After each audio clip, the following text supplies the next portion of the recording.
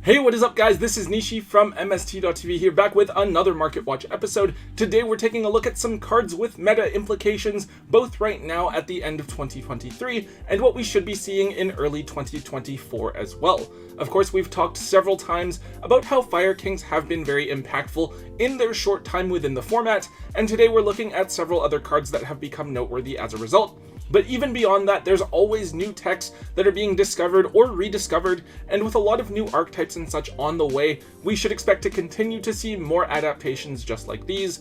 Let's get started. First up, we're looking at a card that should be no stranger if you are paying attention to the meta. It's Diab Belstar the Black Witch. Of course, this is the card that the Diab Belstar engine is named after, and it's a really strong card. It's your main search target off of Wanted, and when this card is summoned, you set a Snake Eye spell or trap from your deck. Now, most of the time, this is getting you access to the original Sinful Spoils, which can summon a level 1 fire monster from your deck, which is what allows this engine to have so much synergy with decks like Rescue Ace and Fire King. Speaking of which, those are the two strongest decks currently over in the OCG, and early on, even without access to Populous or Promethean Princess here in the TCG yet, they're certainly living up to the hype. Because of this, and because players are getting ready for the new cards coming in Phantom Nightmare, we are starting to see Diab Belstar go up in price. It was down at around the $20 to $22 mark, but we're already seeing it approach $30 per copy. Of course, this is partially because we are seeing more and more players adjust and using 2 to 3 copies of Diab Belstar, even though early on, players were just expecting to need to play 1. Even if you don't see the Wanted, you still want access to the original Sinful Spoils to access the Hydrant or the Ponix, so running more cards that can get you there can help to improve the consistency of a lot of those strategies. At the same time, it's a lot like what we saw with how original Sinful Spoils was trending up last week as well. There's just more and more players that are wanting to pick up the engine because of how strong it is, and with Wanted already so expensive, it's only natural that players are turning and picking up the cheaper components first, and assuming that those prices will follow a similar upward trend. Overall, $25 to $30 just isn't too bad of a price for Diab Belstar, but at the same time, it sort of depends on how much you want to pay attention to the format. If you spent $300 on a playset of Wanted, then maybe spending another $50 for another 2 copies of Diab Belstar isn't really going to break the bank for you, depending on how the format evolves and whether most people are playing 1, 2, or 3 copies of which. I could see this card falling back down to $20, or at the same time, I could see it continuing to climb up to around the $35 to $40 mark. Next up, we're looking at a couple of cards from an engine we haven't seen very much of recently. We're talking first about Brigade Fractal. So this is one of the main pieces of the Brigade engine. As a level 4 Fire Beast Warrior monster, this card is searchable via Tanky. It has the standard Brigade effect on the field, where you activate it and basically conduct a link summon by banishing materials from your graveyard. But it also has an effect where you can discard it to dump a Beast family monster from your deck to the graveyard as well. So typically, you can use a couple of different Brigade monsters and get multiple names into the graveyard, and then once you dump Nerval, you can actually search another copy of Fractal, just normal summon it, use its effect, and then you can pop off from there. Now this card is actually starting to see play because of the Fire King strategy. We don't yet have Populous, so the whole Snake Eye engine isn't quite as strong yet. However, over the last weekend or two, we've actually seen a fair bit of success at the regional and local level from Brigade Fire Kings. Brigades are a pretty consistent engine, so they can help to bolster the end boards of Fire Kings and give them some solid cards to play with outside of just what the Fire Kings can do. Now this card has 2 different printings. Its original was as an ultra rare, but then it got a secret rare upgrade in the tins as well. I've actually been looking out for this card for the last month or so, and this card has sat under $1 each for the longest time. However, we're finally seeing Fractal get the recognition that it deserves, and either version is currently moving for around $3 to $4. This isn't a great hold right now either. The Brigade stuff will probably fall out of favor once Phantom Nightmare comes out next year, and after that, who knows when the next time that we're going to see Brigade be a relevant engine again. However, I definitely recommend throwing Fractals and some other Brigade cards into your binder and looking to trade them at your locals to someone who's looking to add them to their Fire King build. Hopefully you can move them as a whole core and convert them into something with a bit more long-term value. The next one here, I guess it's not a Brigade card, but I actually don't think anyone really plays the Ancient Warrior deck. This is Ancient Warrior's Oath, better known as Double Lords. Now this is a card that is a Link 2 monster that can be summoned with the Brigade effects, which bypasses the condition of needing to use a Wind Ancient Warrior monster as a material. It has a couple effects that apply to just the Ancient Warriors archetype, which we don't really care too much about. The part we do worry about is its last effect, which says that you can, as a quick effect, send one card from your hand or side of the field to the graveyard to bounce a card your opponent controls. So typically we will see this card summoned as an end board piece for Tri-Brigades. It's kind of like a mini Heretic Spheres, since it can send itself as well, though you don't get to summon anything out of the deck after. What is cool is that you can send a copy of Tanky that has already resolved, so hopefully this card can survive for more than one turn so that you can bounce something later on as well. Now this card came out in Rise of the Duelist, a really good set that was really difficult to find because it came out during the middle of COVID, yet it was one of the best sets that we've had recently, giving us key cards like Nadir Servant, Forbidden Droplet, and Triple Tactics Talent. On top of that, Double Dragon Lords never actually got a tin reprint, so this one super rare printing is the only time that the card has ever been available. Because of that, and because Rise of the Duelist actually came out like 3.5 years ago now, you're now looking at having to pay around $12 per copy of Double Dragon Lords. Fortunately, this card is usually just a one-of in the extra deck, but it's actually among the more expensive cards in an otherwise really budget-friendly Tri-Brigade engine. Hopefully you guys still have a copy or two of these somewhere. If you're not using them, I'd definitely consider offloading them before they come back onto Konami's radar and get inserted into a random reprint set. So we're moving on to a few cards that we should be looking at going into next format, and the first one here is Artifact Lancia, specifically the quarter century printing from Rarity Collection. Lancia is a really simple card. On your opponent's turn, you can discard it and neither player can banish cards for the rest of the turn. Now, one of my fondest memories of this card came back in Nekroz format. I was playing at a locals in the finals and it was a Nekroz mirror match. My opponent had a Shrit in the graveyard and activated Nekroz mirror. I responded with Lancia. He actually had to tribute a Max C and Gungnir from his hand in order to summon Nekroz of Trishula, and then didn't even get the Trishula banish effect, so I basically had complete control of the game from there off of just the one Lancia timing.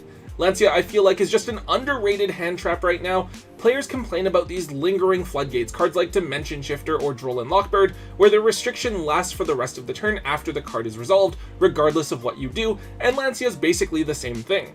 With the card having come in Rarity Collection, the card is certainly accessible, but the rarity we need to pay attention to is the quarter century printing. At the time that I'm making this, they're about $15 each on TCG Player, but there's only about 9 copies available.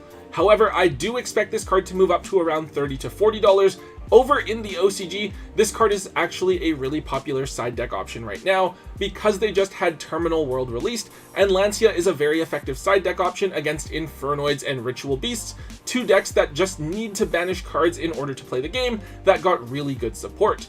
In fact, I believe that over there, players are even using Artifact Dagda again just to be able to get access to Lancia more consistently. Now, if you have the quarter century printings, just hold on to them for now, as I do believe that the card will go up within the next couple of months.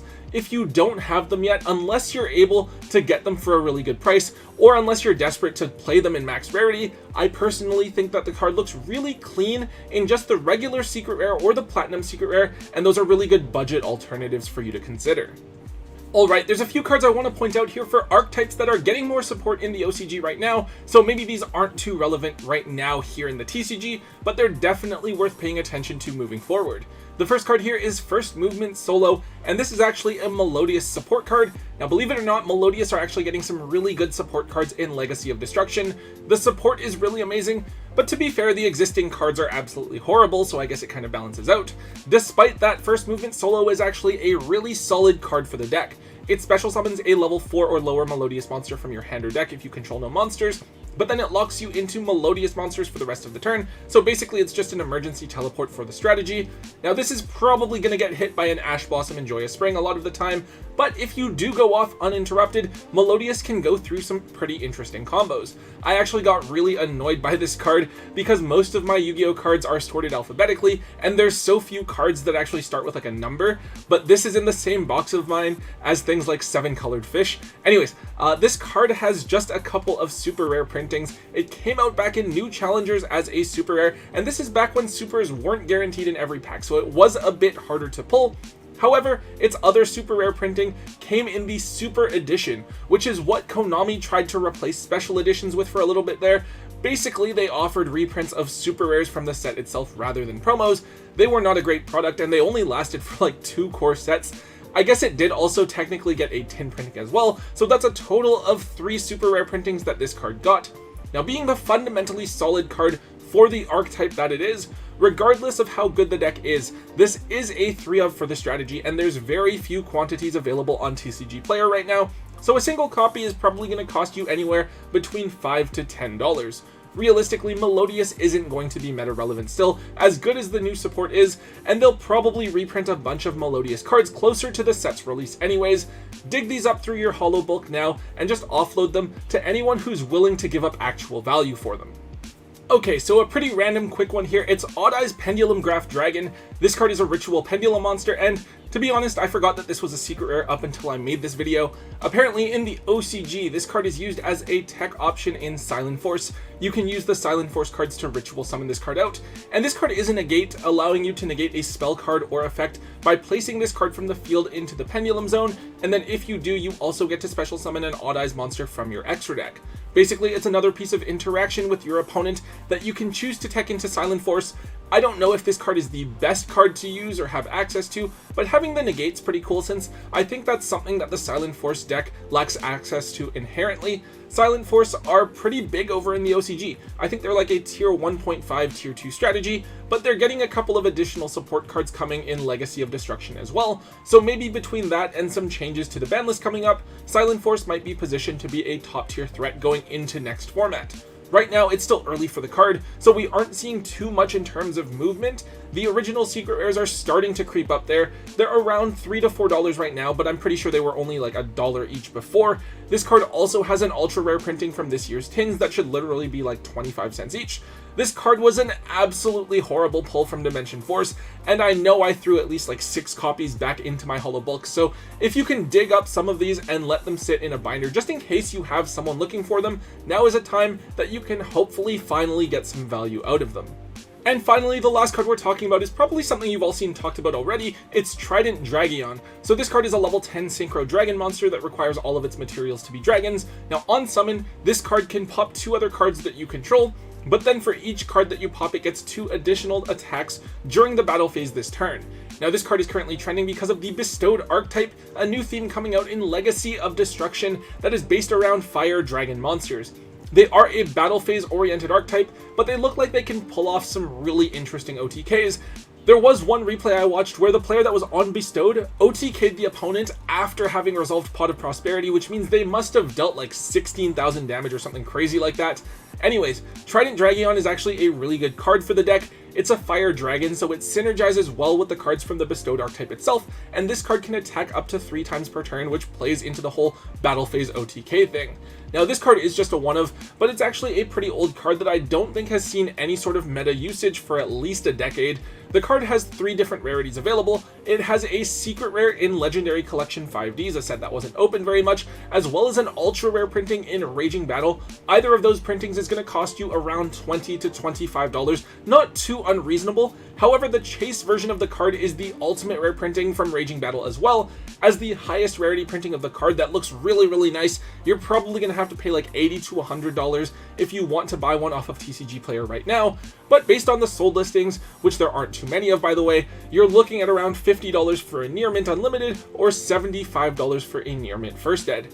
Now, I'm always skeptical when it comes to battle phase archetypes, partially because of the War Rock archetype and partially because the battle phase just isn't nearly as important to the game of Yu-Gi-Oh as it was probably like, what, 6 or 7 years ago. However, as a dragon-based archetype, I do think Konami might actually want this archetype to be good, so maybe they'll have a chance to be relevant. Even if you do want to play them though, keep just 1 copy of this card for yourself to use, but definitely consider offloading your extras while this card is seeing so much hype. Alright guys, that is all we have for today's episode. I believe that we're still waiting for some more reveals from Legacy of Destruction, which is looking like a pretty interesting set. It's kind of weird that we don't even have Phantom Nightmare yet here in the TCG, yet the OCG is already getting their next core set, but I guess it just is what it is. Anyways, if you did enjoy today's Market Watch, please make sure that you let me know by hitting that thumbs up button. Make sure you leave a comment in the comment section down below and hit subscribe if you haven't already. And until next time guys, don't forget to hold on to your MST.TV.